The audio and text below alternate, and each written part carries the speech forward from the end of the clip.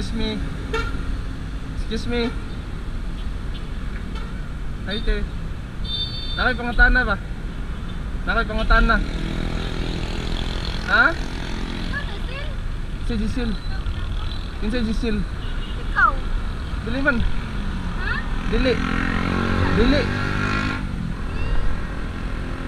Sino Jisil? Asa man ka? Asa ka pa dong? Ha? Asa ka? Ay, nadari.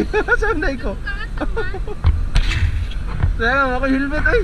O, lagi ko helmet. Nakaabot ko. Asa man day ka? Client, oy. Sana all. Dato na kayo ni Jem. Ikaw na ikaw ni mamay.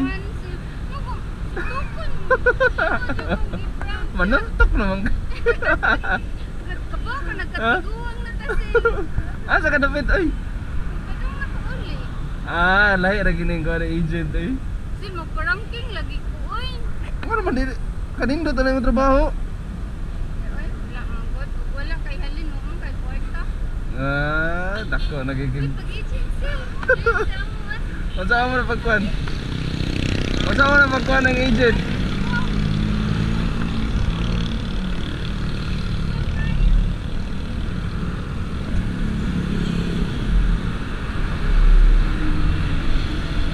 Masama na pagkuhan ng agent. Enjoy lagi kasi bisa part-time running mo. Nga naman.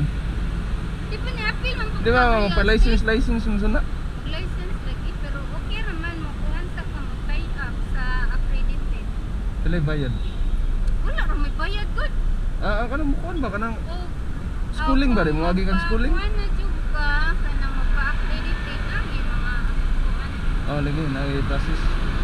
Pilay mo na gasto. Mayroon pila ra may gasto na to sa PRC ka, mayroon. Kung Expire naman akong PRC. mag-CPD ka, o dili ka makapaabot o free sa kuhan, Filipino Homes nga CPD, bayad yung ka sa gawas, mga 750. Kuhan na siya kay unit 6 man at taong mo. Prog 6. Nag-school pala bali. Oh, pero dali raman siya makuhan. Pila ka? Raman. Pila ka buwan?